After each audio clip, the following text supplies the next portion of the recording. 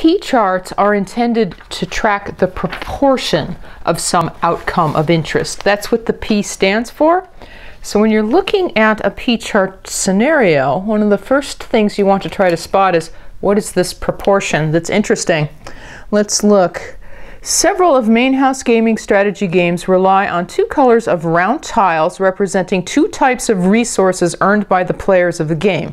Okay.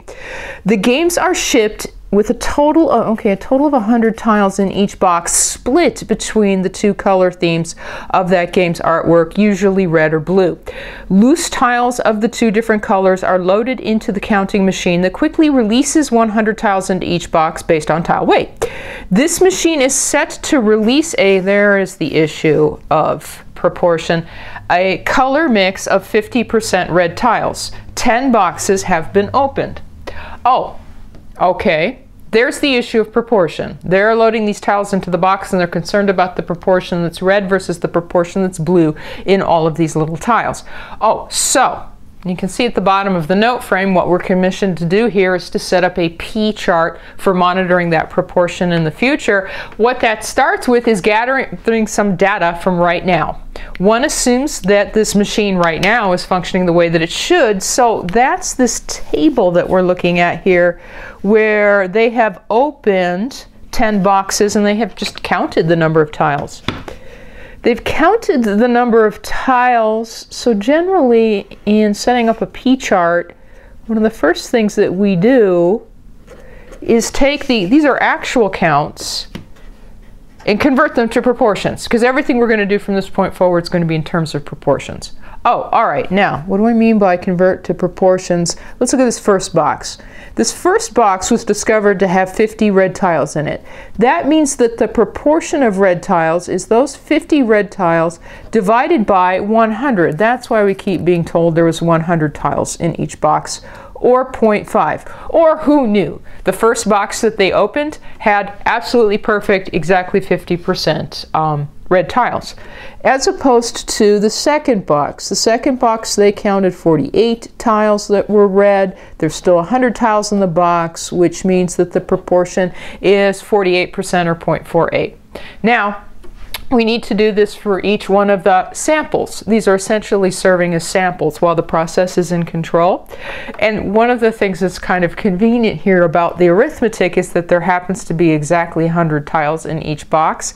That means that the proportion of red tiles in box 3, since the count was 52, the proportion is 0.52. Just put a decimal place in front of each one of these counts, because we're dividing by 100, it turns out, just particular to this problem, in each case, that's what the proportion is. 0.56, 0.50, 0.54.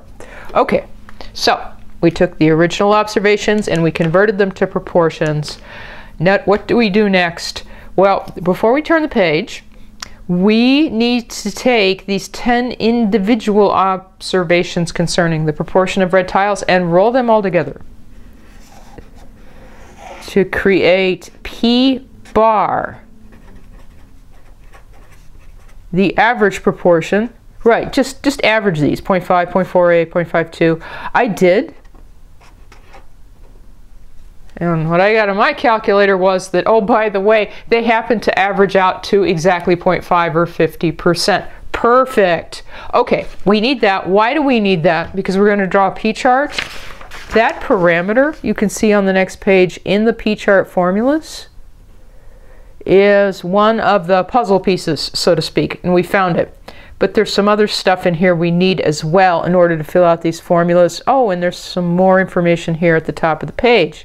Let's see. Each game box is functioning as a sample. Yes, it is, with a size of n equals n, lowercase n is always sample size, 100 tiles. Yeah, okay, we got that. The production manager's wish for 99.7% of all future boxes to fall within the control limits when the counting machine is operating normally is the equivalent of 99.7% of all samples falling within the control limits when the process is in control. This is the same level of confidence first explored in scenario 2 A. The production manager had expressed that wish before, which is how we happen to know here that that corresponds to exactly a Z of 3. Notice that that is another value that we need for the formula. Oh, and actually, we have it now. We were handed it in that paragraph. Okay, so the P bar is 0.5 and the Z is 3. We only need one other number to just fill out these formulas and to draw the chart, and that is that sigma P. Sigma P. Now what is that? That is, if you wanted to spell it out, the standard deviation of the sampling process. That's its name. Its name's not going to get us that number, but its formula will. The formula for the standard deviation in the sampling process here is P bar times 1 minus P bar divided by the sample size. Do remember to take the square root of the whole thing. Oh, all right. So since we're going to need that here and here, we should fill that out. So for this problem, you'd say 0.5 times 1 minus 0.5 divided by 100, but remember to take the square root of the whole thing. And so I get that that all by itself is 0.05. But I need to remember that that's just this part right here. Okay, finally, closing in. What is the upper control limit on a P chart that they could use in the future to monitor the proportion of red tiles? Just fill in the formula. Upper control limit, P bar, that's 0.5 in our case, plus Z, that's 3, times the standard deviation of the sampling process, oh, that's the 0.05. I get 0.65. Lower control limit, very similar, 0.5, except you subtract, whoops, 3, that's the Z, times 0.05. So I get that 0.35. Oh, which means that if you were drawing the chart, the 0.65 would go here, the 0.35 would go here, and the center of the chart is P bar, 0.5, and now you have a P chart that they can mark future proportions of red tiles in a box on. Mark them here in order to track whether that proportion is, well, it varies a little bit, is staying on track. Now, that's it. We did what they asked. We drew a P chart. That's what it looks like. One last point before we leave.